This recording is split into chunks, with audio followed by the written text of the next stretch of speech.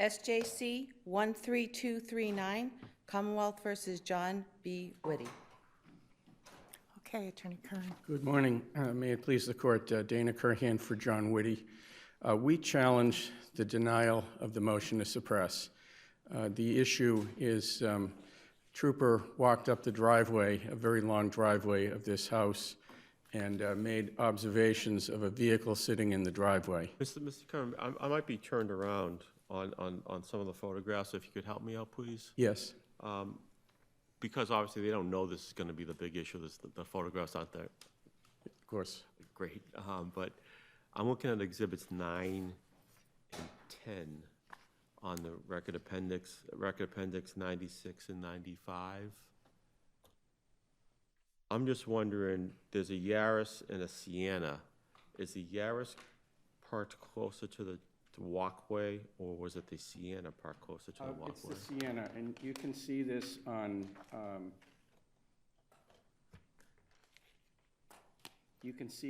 on Exhibit 3 on page 94. Okay. The Yaris is actually behind the house.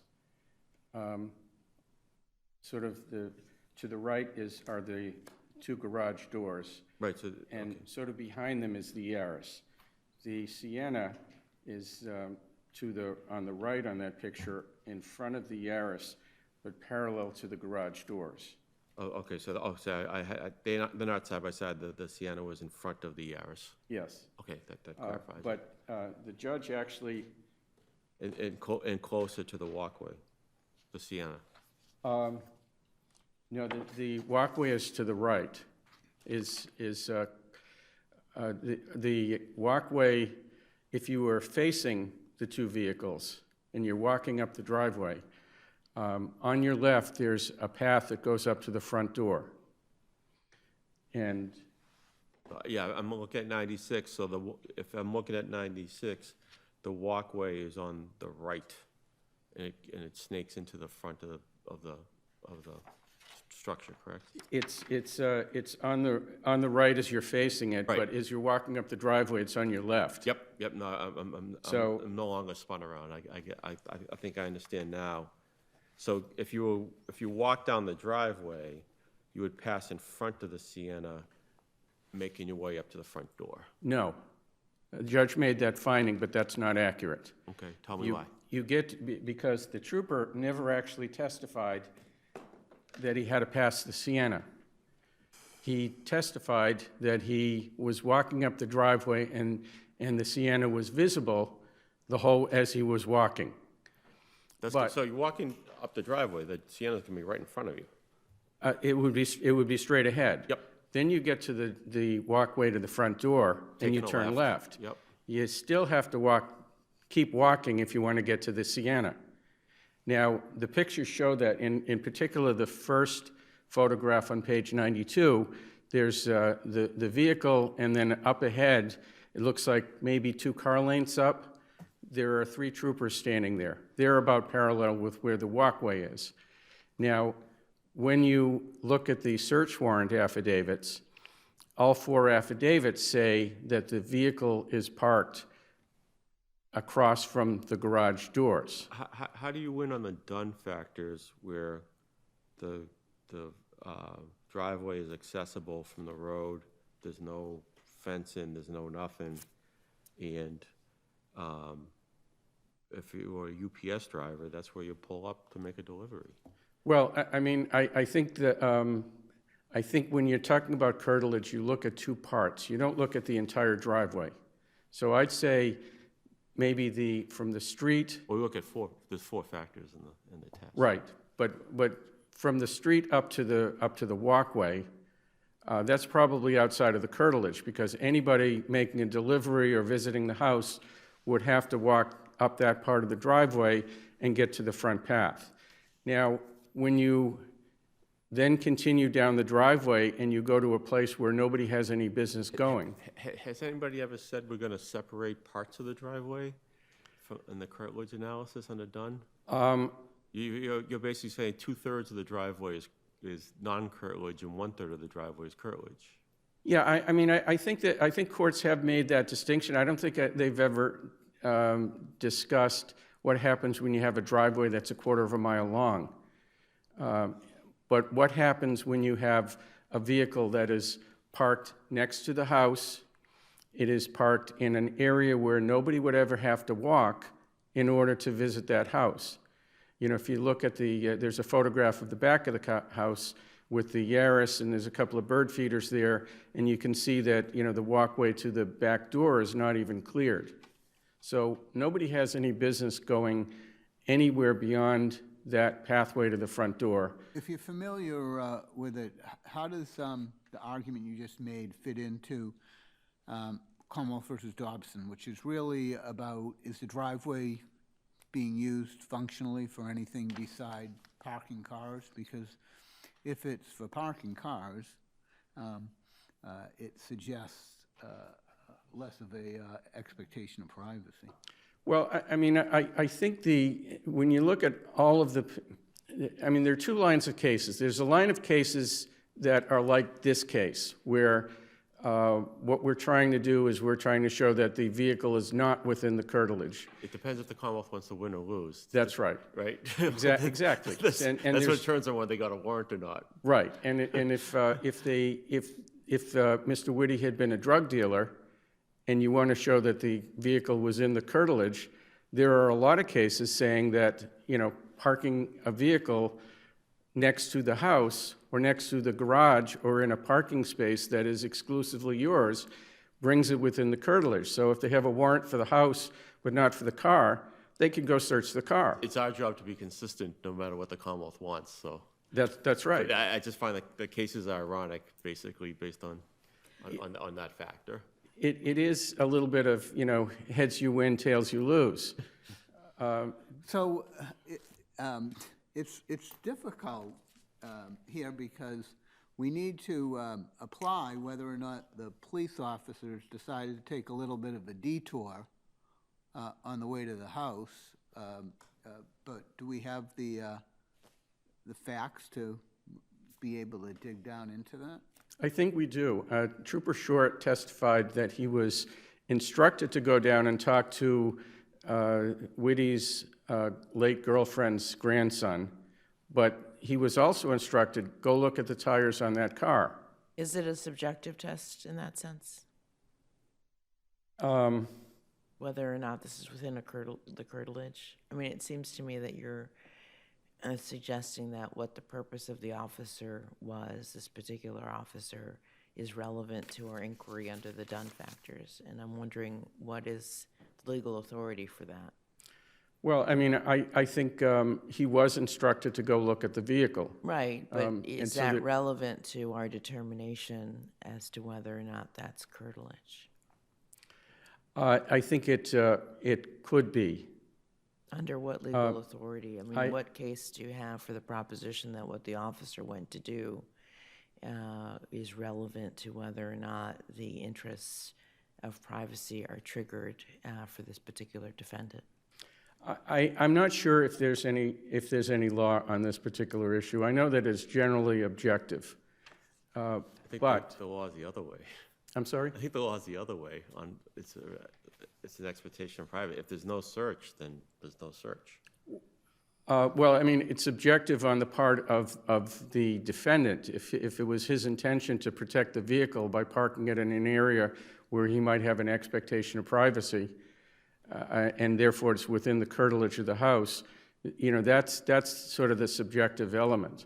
As far as what the police officer may have intended, I'm not sure if there is case law talking about that. Right. I think that, you know, it may be... So I guess the bottom line under the Dunn factors, whether there's 4 or we consider them in total, and some of them are triggered, the question is, you know, is this area intimately associated with the things that we associate inside a home? And I guess I'm wondering what the record evidence is on that. I think Do we have him doing picnics on this part of the driveway? Do we have him inviting guests, hosting any sort of events, basketball even? I don't know. We don't have any of that one way or the other. And which way does that cut in terms of the curtilage? I don't think that, I think the driveway is used for parking. Yeah. This portion of the And driveway. isn't that a problem for you then? It's not a problem for me in that when you're looking at, I think probably the most critical factor is, well, aside from is it visible from the street, but is it in an area where you would have to go past to get to the entrance, or a visitor would have to get to the entrance of the house. So a UPS driver would certainly be able to park in the driveway and would certainly be able to go to the front door. Would a UPS driver have any business going down beyond that 2 car lengths down to the driveway area or the garage area where the vehicle is If they were parked? dumping a large package near the garage doors, they would. Where's the oil going to be delivered to, too? We don't have any, Well, let me ask you, are you aware of any cases that section off a driveway under the curtilage analysis? I know that there's I don't remember if it's Fernandez, the one where the car is parked in the alley. There are other cases where, and what they discuss is if you park in a generic parking space in front of a building that anybody has access to. Yeah, Fernandez has a protected driveway, though, right? That's all different. I think it's fenced in, or there's something about the Fernandez driveway. There's one driveway that's, I apologize, I never remember names of cases. There's one driveway that I'm is. cheating because I have it in front of me. Oh, okay. There's one driveway where it's sort of next to an apartment building, and the defendant has the first floor unit, and this is a drug case. That's Fernandez, right? That's Fernandez, okay. So, and they said that's part of the curtilage. And, I think we have the same situation here. If this is a drug case, I think the Commonwealth would be up here saying, hey, it's nobody has any business going there except the defendant to park his own vehicles. It's in front of his garage. It's not near the front path. Anybody going there. How far away from the front path was it, did you say, Mr. Curran? We didn't have great testimony on this. It looks from the first picture on page 92, it looks like about a couple of car lengths. And it's on the opposite side of the driveway. It's visible, though, right? It's visible, of course. I don't contest that. It's probably not visible from the road, but it is from the driveway. Right, because of the rural street, correct? It is. And so, one of the things that, a lot of the urban cases say is, well, if it was a rural street and you couldn't see it from the street, then that's, that's a factor. And these cases are on a case-by-case basis. And I think we have a situation where, yes, we have a rural driveway, and I'm not going to say that the first part of the driveway is within the curtilage of the house. Maybe I could make an argument, but I don't think I have to. But didn't the judge find that you had to walk up the driveway to get to the house, that the trooper would have to do that? The judge found that he actually had to walk past the car in order to get to the pathway. That's not supported by the record. Because again, he had to walk within a few, I guess it depends on the word pass. It's a distance away. It's not right there, the vehicle from the path. Yeah, the trial prosecutor argued that, it was on the driveway and the trooper necessarily had to walk past it to get to the front door. That was an argument that the trooper didn't say that. The photographs don't show that. And the search warrants, the 4 search warrant affidavits don't say that either. And it's very clear when you look at the photographs that he went beyond the pathway by, a fair distance. That's why I started, because I don't think the photographs are all that great, frankly, to explain the geography here. They're not great, but I think they're adequate. And especially you look at the first one, and it's clear that where those 3 troopers are. And then when you look at the picture of the front of the house and where that is in relation to the garage, I think it's clear that that's where he had to go beyond that pathway on the left.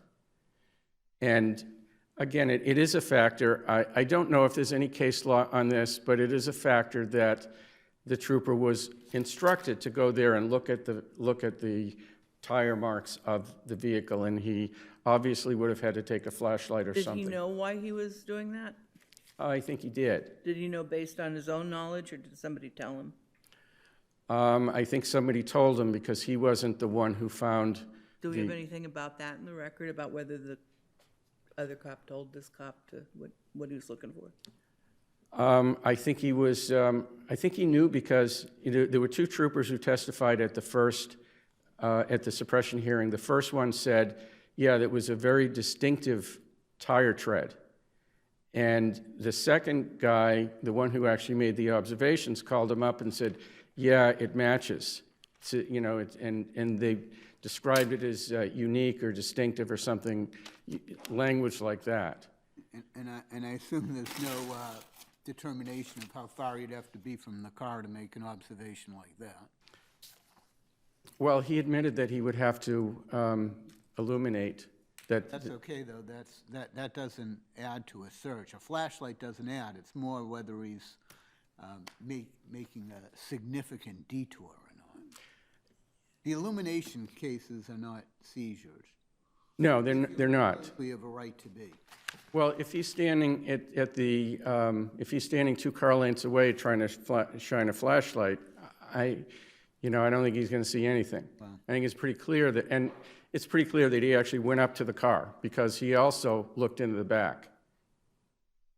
And, there would have had to have been some kind of illumination, whether it was a flashlight or some kind of light on the driveway, but, we don't see any, there's no testimony about lights in the driveway. Can you address the Commonwealth's argument that if you excise the observations, there's still probable cause? I don't think that's accurate because I think they have some suspicion, but some people say in the affidavit, well, they were friends. And, he had a restraining order in 2003, and he had a road rage incident in 2012. But you also have the motivation in the affidavit too, though, right? Well, he said he was upset. Reason why he was upset. Right. But, I think that gives them a hunch. If I'm a magistrate looking at this, do I think a 70-year-old man is going to go out and commit a murder even if he's really upset? I mean, I think what really established... Wouldn't we think that? It's possible. It's possible. I mean, and it it's happened. And you have the trip to New Jersey, you've got the beer, right? Well, I mean, the beer is kind of generic, and Beck's is probably a little less common than Miller, but When I was in high school, but I think it's not generic now. I mean, the thing is, if the bottle found under the table was Caroline Burbine's raspberry IPA, and he said that that's what he drank, that would be a big factor. It is a kind of beer that you can get at any package store or supermarket or probably gas station. But all of these things together, why is that not enough for probable cause? All of these things, give them a hunch and give them some suspicion. What the killer is here is that they found a tire mark in the snow, and a very distinctive tire mark in the snow. I mean, I have a hard time believing that. Really? Yes. Okay. On a I mean, Toyota Sienna? Tire marks? Really? Well, and the thing is, like, I have a Toyota Sienna. I've had about 5 sets of tires. All the tires are generic looking. This is a distinctive tire mark, and the two troopers testified to that. And so that... I mean, I was just sort of, as a practical, mechanical aspect, I mean, I it's just odd put a to different have brand on, and it looks just, the treads look just like the old ones. Yeah. But you have a distinctive tire mark, and that establishes that Wittey was likely there.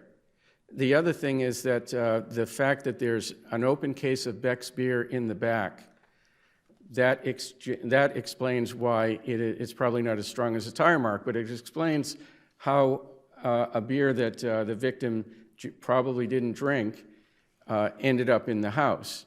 So that really establishes probable cause. Without that, you have a person of interest, you have a hunch, and that's about it. You know, and I know that it's possible for a 70-year-old to commit a murder, and this one did. I mean, we're not contesting that, but a magistrate looking at it, you know, you might look at it and say, well, the victim had an argument with his supervisor at the Salvation Army, but it was only verbal. But there's no evidence of hostility. There are people who, Anthony said, they were friends. There was another person in the affidavit, his name escapes me, he said, yeah, they were friends. So what is it that establishes that he is more than a person of interest? I mean, after the second interview, they let him go. They said he's not a suspect at that point.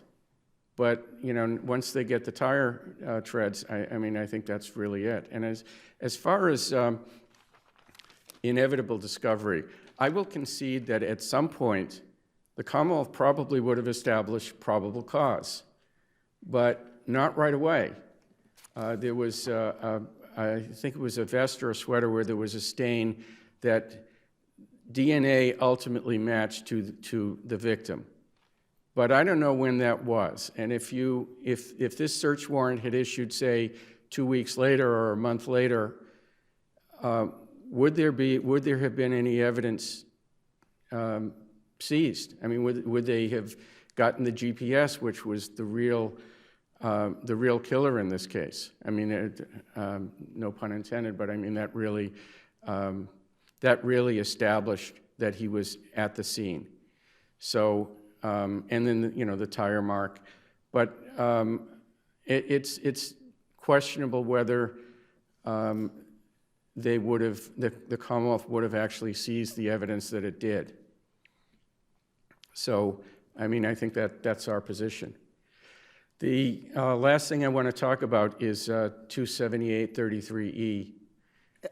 So you're 2 minutes over. Unless there's something specific that's not in the brief, I'm going to ask you to say. Oh, I'm sorry. I didn't realize it was beyond that. I think it's in the brief. Okay. Thank you so much. Okay, thank you. All right, Attorney Burbine. May it please the court, Carolyn Burbine for the Commonwealth. It's our position that the trial judge properly denied the motion to suppress, and that the troopers' viewing of the tire and the interior of the van were appropriate under the Dunn factors. The driveway was next to the home. There's no indication that it was used for anything except for parking cars, and I think it's significant that the defendant had a garage and he did not use it. He parked the cars in the driveway. How far was the Sienna from the walkway? Do we know? We don't have measurements, and the photos aren't great, but What's the best photograph in your view? Mr. Kern puts us at RA 94. I'm sorry, what was the question again? The But distance? what's the best evidence of where the Sienna is in relation to the walkway? To the what? To the walkway. Walkway. I don't know. I don't think any of them are very good.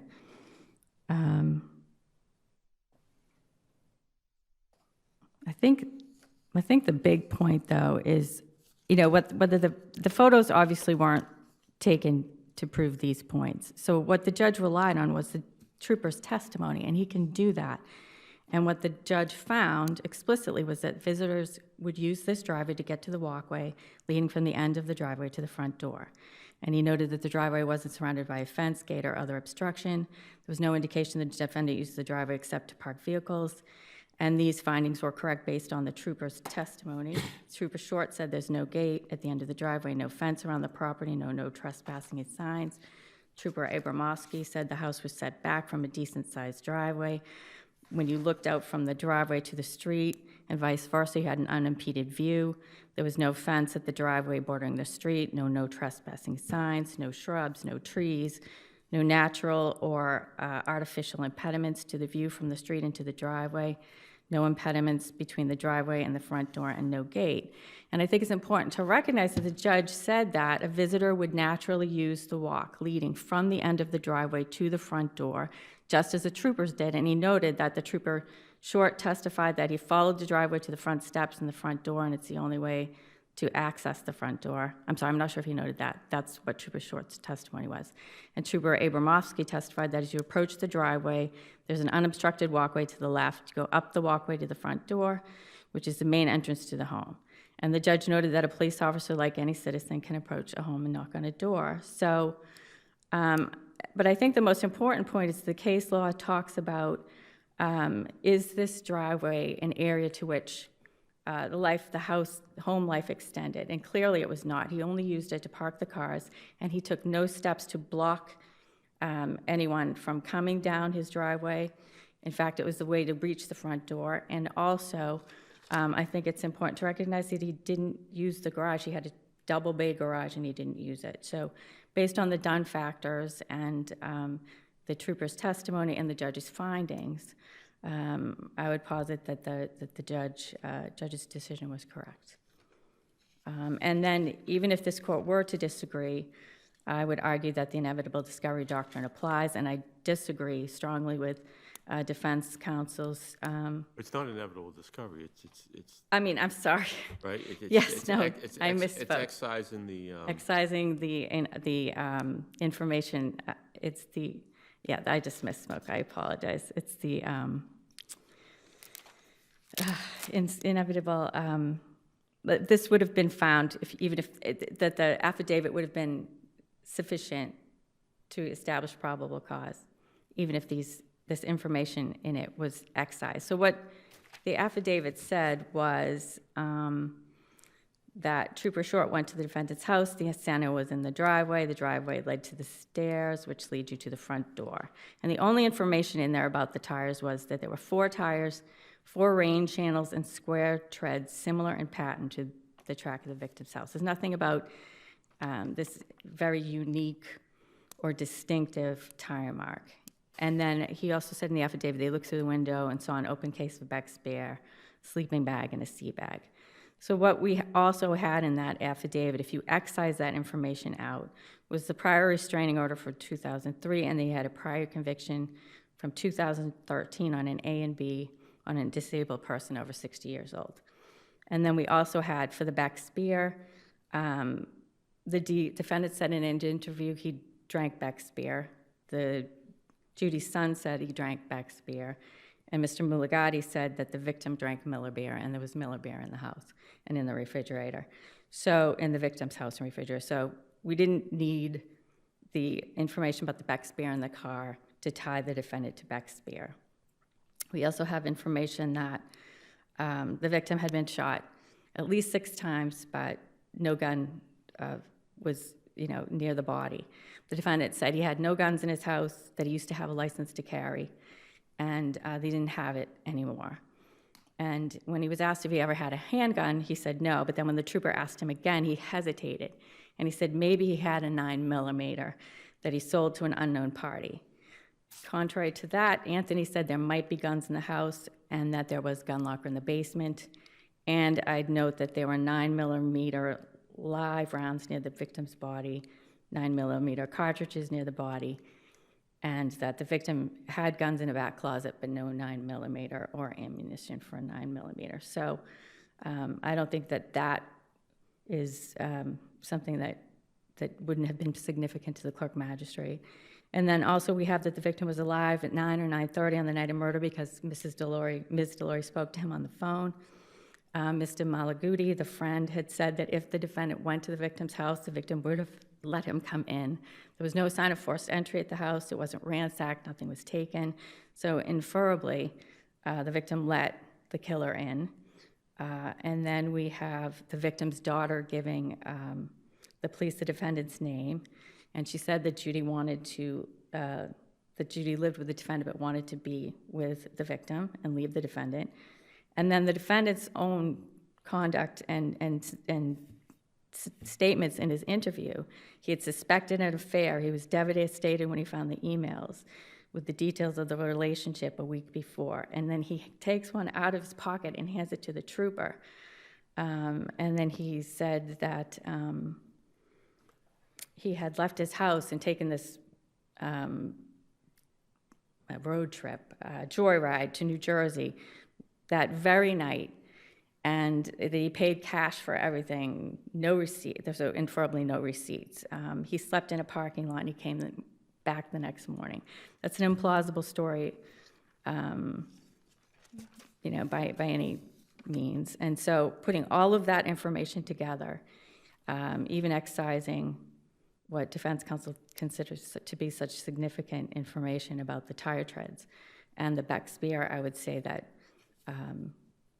that still would have issued the affidavit. May I would have ask been you a sufficient. question about the grandson? He was going to interview the grandson. Did the grandson live there? He lived in the house with Judy. And did the grandson know he was coming?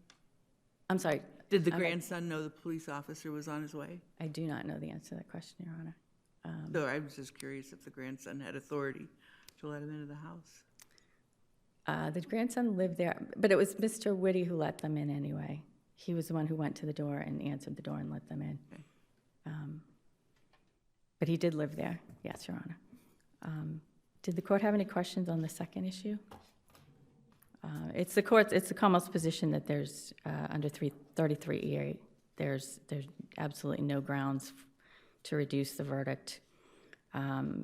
We had a premeditated murder. The evidence showed it was planned out. The victim was shot 10 times and stabbed. And the Commonwealth would strenuously argue that there's no merit to a claim of need for a reduction in the verdict. Did the court have any further questions? I think we're all set. I'll rest on my brief. Thank you.